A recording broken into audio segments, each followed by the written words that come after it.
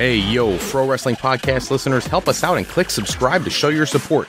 When you get an opportunity and you go to Facebook, go to Titans of Podcasts and Wrestling, a group devoted to all those things that are news and rumors in the world of professional wrestling. Some of the best podcasts you'll find anywhere in the country. Check out Titans of Podcasts and Wrestling on Facebook today.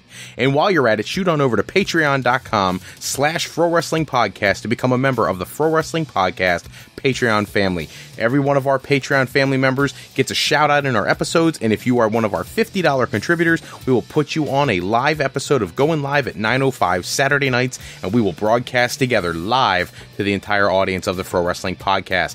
Hello everyone, and welcome to this episode of the Pro Wrestling Podcast. We have a whole lot of things to get to. Before I get going with the news and rumors of the day, I want to talk to you guys about our Pro Wrestling Sound Off line. A lot of people have been sending in great questions, comments, things they want me to discuss. If you want to be included, get the things that you want me to talk about on the air, call into 267-642-1160. Leave a message on our talk to text service. You tell us what you want to hear. It'll send us the message in text form, and we can get your topics up on our weekly episodes, or if it happens to be on Saturday night during our episodes of Going Live at 9:05, we can get your comments, questions, and concerns addressed immediately on air.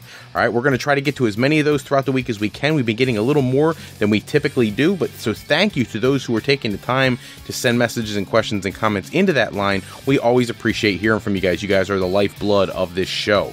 If you want to get started with the voting, the last round of our 256 tag team tournament is going on right now at frolifeplanning.com/fan poll. You are into the final round. It is the Road Warriors taking on Tully Blanchard and Arn Anderson. If you are a fan of tag team wrestling, especially old school real tag team wrestling, when tag teams could main event shows, they could not have picked a better final two. So pop on there, frolifeplanning.com/fan poll, and you can cast your vote and see who's going to win our 256 tag team tournament.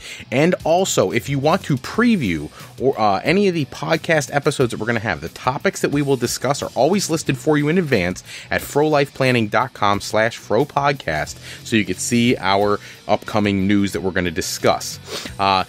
Before we get going with today's news, I want to just cover the foot traffic on that website, the Fro Podcast website. If you are looking for the various interviews, commentaries that we've had in the past, our interview series is listed there for your convenience. If you want to go back into the older episodes, check out our YouTube channel, subscribe there. They will send you a message every time we do a new episode, and that way you don't have to wait for us to broadcast to you guys. You guys can grab all of our older episodes. So by all means, do that. Or check us out on Spreaker, where we seem to be getting a huge following. Thank you to all of our Spreaker listeners. We appreciate that. So getting to today's news, I have a lot of things, and I'm going to tell you guys this right up front. I got a suggestion in the in that sound off line. Somebody said, you know, if you're tuning into the Pro Wrestling Podcast, you probably are a raving fan of pro wrestling to begin with. So you've already watched Raw, you've watched SmackDown, you've seen the pay-per-views, and they think that what they really enjoy is my commentary on the news and rumor section. I appreciate that. Thank you for the feedback. So what I'm going to do from now on, when it comes to Raw, SmackDown, pay-per-views, things like that, I will address the things that I think are the biggest issues to talk about. And I'm not going to go through a blow-by-blow of every episode, okay? I think that, and that's not the first time I've gotten that comment from somebody, so I really want to make this podcast as entertaining for the listeners as I possibly can. So, in reflecting on this week's Raw, I want to start off with Enzo and Cass. I thought their segments were perfect. They were flawless. You made a situation where in the past, Enzo has always looked like this weakling of the tag team, and after last week getting, you know, the revelation of Enzo and Cass's future, Cass turning on Enzo, attacking him on the ramp, the week before that when he attacked him in the ring, everything was made to make Enzo look really, really weak. This week, after Enzo cuts the promo, which I'm going to give him all the credit in the world, he is a fantastic talker, and I really enjoy listening to him doing a promo. But what I thought was even more fascinating is my personal impression. If you listen to this podcast often, you know I think Enzo has been fodder for the wrestling fuel lately. He just gets chomped up and spit out every match. And this week, he ends up jumping Cass in the interview section backstage, which I thought was perfect. It made Enzo look tough for the first time since they first debuted on Raw. I loved it. And it made it so you can really buy into the Enzo versus Cass match that's now going to take place at Great Balls of Fire. So, that being said, I can't even emphasize enough, Enzo's character needed something fresh and new, and really to establish him as a threat to Cass. I fully expect Cass to win the match, but Enzo was clearly in form this week, and he really put on a great promo, and then he was very physical, which I enjoyed thoroughly. The next big issue I wanted to talk about was the Samoa Joe versus Brock Lesnar situation, which was so masterfully put together. I was under the impression that Samoa Joe and Brock Lesnar, neither of them were actually in the arena. They always do these things where they film these vignettes where they're broadcasting from some remote location. This was not the case. Samoa Joe and Brock Lesnar were in the arena. You could see during the interview when things start getting heated between Joe and Lesnar, and Joe storms out of his interview area, that he's in Phoenix. He's in Arizona. You could see the painting on the wall for the Phoenix Suns in the background. So you know that he's legitimately in the arena. And then when he storms into Brock Lesnar's interview area, obviously he's there as well. I thought it was very, very well done. Totally didn't expect that. Was not what I thought they were going to do. I thought Brock Lesnar, with his limited appearances, if you're going to bring him to Raw, you would have him out in front of everybody and doing something of substance. Instead, I actually thought this was really well done. The next piece I want to talk about on Raw is something that some people may think is so small, but I find to be wonderfully frustrating and confusing and exciting all at the same time, and that is Mustafa Ali. This week, as they're announcing Neville's going to take on Mustafa Ali, as Ali is coming out to the ring, I thought to myself, dear God, I've seen this match before. It's boring. It's the same stuff over and over again. I'm sick and tired of these essentially squash matches in the Cruiserweight division.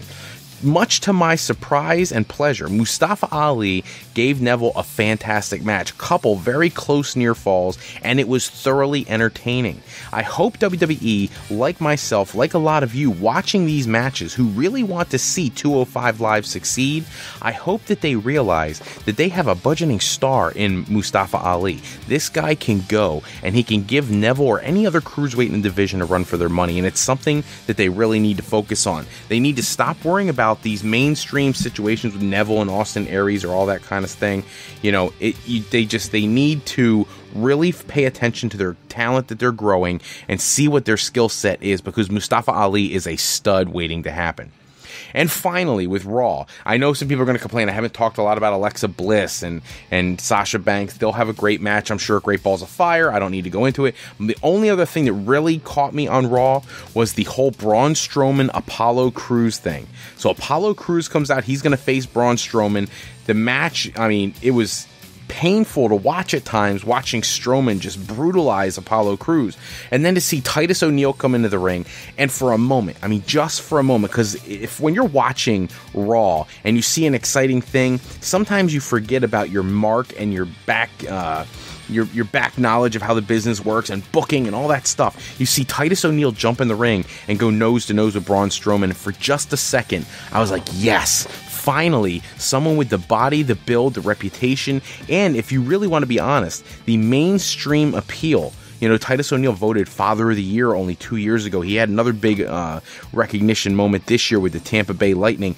Titus O'Neil is a great figurehead to have at the top of your card, and he's never gotten a break. I thought, yes, here we go. Titus O'Neil and Braun Strowman, we're going to see something awesome here. Instead, O'Neil pretty much gets bulldozed, and then as Strowman throws Crews at the ambulance that's set up at the back of the arena, the ambulance doesn't pull away, despite Braun Strowman's request, and out comes Roman Reigns, who full-on goes after Braun Strowman. Tons of physicality, very cool segment. Reigns ends up spearing him down through a table. He's posing on the entranceway, he's celebrating, and Strowman gets right back up, which builds Strowman to be this just unstoppable force, which I really love for his character. Here's my only issue with the segment. Apollo Crews and Titus O'Neil are getting their faces handed to them in the ring, and Roman Reigns is in the back of the, he's driving the ambulance. Why wouldn't he come to the ring? Why wouldn't he help out Apollo Crews? Apollo Crews is one of the most likable faces on the Raw roster. If Roman Reigns has half a heart, he would have come out of the thing and he would have come after him while they were in the ring. No, he waits till he comes all the way to the ambulance and beats the snot out of Apollo Crews and Titus O'Neil before he makes his entrance. If he's really as angry as he wants to let on, he would have come out before that. That's where sometimes the booking to me doesn't make a lot of sense. I'm going to get off of Raw. I'm going to cover the rest of the news that I want to discuss for the day. First off, Kurt Angle gave an update on his return. He has made it clear he has not taken medical testing for an in-ring return. However, the door is open to him doing that at some time in the future, and his interest and the way he wants to end his career would be to take on some of the younger talents that he's never had the opportunity to work with, some of them that really are exciting to him. Finn Balor, Seth Rollins, people like that, and some people he has been in the ring with, Samoa Joe, AJ Styles. So much respect and credit for Kurt Angle wanting to come in and put over some of the newer talent and really work with some of the best. One of the surprising things I want to cover is D'Angelo Williams. D'Angelo Williams, I'm a fan of his from the NFL. I'm a huge fantasy football player. I've been playing since I was 11 years old, and I'm now 40, going to be 41, so a long time. And while I've been watching D'Angelo Williams as a football player for the Carolina Panthers and then eventually the Pittsburgh Steelers, he has never failed to impress me with how good of a running back he is. But now he jumps into the ring at TNA Impact or Impact Wrestling or GFW Impact or whatever you want to call it, Slammiversary pay-per-view, and he looked fantastic. He played the part immensely, and he wasn't one of these just, things on the side. He wasn't just like, he's the guy who stands on the outside, comes in, throws one punch, maybe a hip toss, and then he lets the other guy do all the work. D'Angelo Williams was a high-impact wrestler at Slammiversary and very convincing. In my opinion, if he decided to make this a full-time gig, he could do it and do it pretty quickly. What's even more bizarre is after the fact, Moose, his tag team partner, came out and made it clear that he only worked out for 3 days leading up to the pay-per-view. And he was able to look that good in the ring. He was phenomenal. If you have not seen the match, Eli Drake and Chris Adonis versus Moose and D'Angelo Williams from Slammiversary, find it online, check it out. Awesome debut for D'Angelo Williams. I think he's got a bright future in the world of professional wrestling, much in the way Kevin Green could have had he stuck with WCW back in the day. Wrestling Under the Stars is going to present a first-time opportunity to see I don't want to say a dream match, but only a week and a half ago, Cody was doing an interview ahead of the G1 USA special and said that there were certain people in WWE he would have liked to work with. Well, one of those is going to take place. Wrestling Under the Stars presents Cody versus Jerry the King Lawler, coming soon. That'll be very interesting. Obviously, you expect Cody to win, but I find it awesome that he's getting the opportunity to wrestle somebody who he respects so much and who he really wanted to be in the ring with. Speaking of people Cody has been in the ring with, Kazuchika Okada, backstage at Raw. Okada in the past has been very critical of people who just leave and go to WWE, but then he shows up backstage at Raw, and this is not the first time that he's been backstage at a WWE event. In my opinion, this is the opportunity that he needs to lay the groundwork someday in the future. If they make the right offer when he's a free agent, Okada could be coming to World Wrestling Entertainment. Impact Wrestling has announced the X Cup tournament. They are going to be taping the episode, started yesterday. You're going to have all sorts of talent. There's 8 talents that will be coming in. The winner getting a shot at that X Division Championship. But the highlight here for me is the tournament will include ACH and Lucha Underground's Drago. Interesting to see Lucha Underground talent performing for GFW. And I'm a huge fan of Drago, so I'll love to see how they book him. It should be interesting. At Slammiversary, right after Slammiversary, one of the big announcements coming out of the first night of tapings is Gail Kim made her return to Impact Wrestling. The issue is that she was there for a reason. She's going to announce her return to the ring as soon as her injury is healed, but that 2017 will be her last year. Gail Kim plans to retire at the end of this year. And for a young lady who is in her 40s now, who's been wrestling and putting on such high-quality matches for so many years, it's a retirement well worth announcing and paying close attention to. She has had a phenomenal career. In a lot of ways, she's as responsible for the women's revolution as anybody is. Her and Awesome Kong tearing the house down and main eventing television shows long before WWE's women's revolution. So congratulations to Gail Kim on her return to the ring and her impending retirement. An update quickly on the Hardys' broken gimmick. If you pay attention to the Wrestling Observer, they are reporting that the broken gimmick is on the verge of being signed over for the Hardys to bring to WWE. Matt Hardy actually tweeted something out that it's only days away before he can contain himself from being broken. We should be seeing broken Matt Hardy at some point in the near future, sooner than later, hopefully. In other WWE news, Tommaso Ciampa who has been out to injury ever since TakeOver. He apparently is going to be out a much longer period of time. He's having knee surgery now that is going to keep him out until 2018. And the issue with that is it prolongs how long we have to wait for the feud with Johnny Gargano, and also prevents either of them from coming to the main roster anytime soon, which some people look as being an issue. I think the main roster is stacked right now. I think it's actually a good thing to keep them in NXT and help that program grow. In another update, Paige and Alberto El Patron, it was reported that they had broken up. Well, the actual behind the scenes on their relationship is that they did in fact break up last week, a week and a half ago actually, and apparently this past Wednesday they reconciled and are back together. Paige posted on Instagram a picture of Alberto El Patron out there with his chest all out and a scarf on, and she talked about how hot he looked and how he kind of blew her off when she said it, typical man style, but apparently the two are back to being an item. On a somber note, I think we highlighted this on Going Live at 9:05 earlier in the week. Smith Hart has passed away at the age of 68 years old. Our condolences go out to the Hart family. Smith Hart, the eldest son of Stu and Helen Hart, one of the most important, in my opinion, personalities in the Hart family legacy, in that he was able to go out and find talents to bring to Stampede Wrestling, who a lot of them eventually became major players in the world of professional wrestling. He had an eye for talent, whereas his brother Bruce had an eye for training talent. Smith Hart, great at analyzing professional wrestlers from all over the world, bringing people in. He's very much responsible for people like Davey Boy Smith, Dynamite Kid, people like that, Bad News Brown, and he also was huge in the Puerto Rican wrestling scene, going down to WWC and wrestling for Carlos Colon, which was a huge part of how Bret Hart got put into the mix of being a professional wrestler. So our condolences to the Hart family, and we wish them nothing but relief in this time of sorrow. On international news, Kenny Omega is the new IWGP United States Champion after winning the tournament on night 2 of the New Japan G1 USA special. Congratulations to Kenny Omega. I think he will bring immediate prestige to that new championship, and he made it clear he wants to defend this title all over the world and against challengers from all different walks of the wrestling world. So it'll be interesting to see who they book Kenny Omega against. I'm assuming that he will shift his focus for at least in the short term away from Kazuchika Okada and towards defending that IWGP United States Championship. The Young Bucks have tweeted out that they have the desire to face the Revival, and they're going to keep teasing them on Twitter until that match happens. The Young Bucks, I hope they realize that now we're down to either 16, 17 months till their contracts are up with Ring of Honor. They better make the right call here if they ever want to face some of these amazing tag teams they've never gotten in the ring with, and when their contract is up with Ring of Honor, they need to come to WWE. Even if it's a short run, it's the only way they're ever going to get a shot at wrestling some of these amazing tag teams. Destiny Wrestling has announced that Santino Marella is coming out of retirement for one of their shows. There was a previous show between Santino's wrestling promotion and Destiny Wrestling, and Destiny Wrestling won the match, and the stipulation was that if they won, Santino would come out of retirement. He will be teaming with Alberto El Patron to take on Destiny Wrestling's tag team in a future match.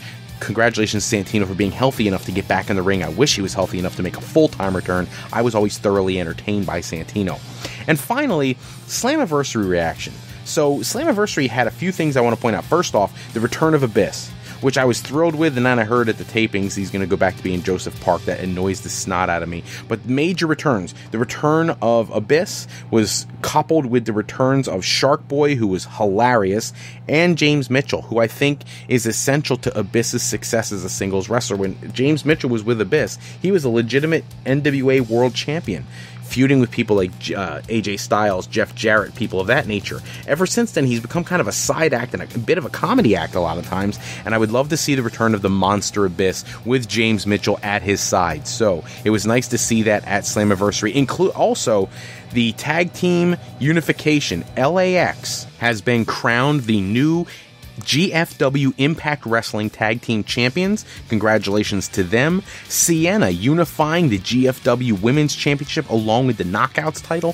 Sanjay Dutt retaining the X Division Championship despite having the belt stolen the night after. You'll have to check out their spoilers elsewhere online to see what that's all about. And Alberto El Patron taking down Bobby Lashley in an incredibly physical matchup. All sorts of outside the ring interference. King Mo gets involved. Dos Caras, all the people out there for Both sides really being an impact, even Paige at ringside wearing a mask to try to keep a low profile since she's still under contract to World Wrestling Entertainment, which I hope they bring her back to the ring. I really do. My understanding is she's very close to an in-ring return, and I would hope WWE would be smart enough to find a way to integrate her into this women's revolution, because their women's division, though it has tons of talent, is feeling a bit stale and dry lately. Paige could really invigorate that division. So that is all the time we have for this episode. Make sure you check back with us next episode. We'll go over everything to do with SmackDown, all the news and rumors. We'll get you guys, squared away with everything going on in the world of professional wrestling. Don't forget to pop over to our Patreon page at patreon.com/ProWrestlingPodcast if you want to become a Patreon member of our Pro Wrestling Podcast family. And special thanks as always out to bensound.com and purpleplanet.com for producing all the music and sound effects that we use throughout the show. Thanks in part go to Beazle Games. Bringing a new friend to family game night is easy with sketchy people. Showcase your artistic side in this new board game from Beazle Games by going to www.frolifeplanning.com/FroPodcast and clicking the tab on the right hand side. Grab your copy today. And to AlleyRepair.com. Contact Alley Repair today for servicing of all of your classic skee-ball, pinball, and arcade game needs. Be sure to shoot over to our website at frolifeplanning.com for all of your higher education needs, whether it's college, university, or just trying a new career. Fro-Life Educational Planning can help with that process, because Fro-Life Educational Planning is for today, for tomorrow, and for life with Fro-Life. I'm Fred Froelich, better known as Mr. Fro, and I want to thank you for taking a few moments with us today. And if you're looking for more wrestling news and rumors, go to tsjsports.com/WWE for the latest articles on the world of professional wrestling. Until next episode, take care, everybody. Have a great night.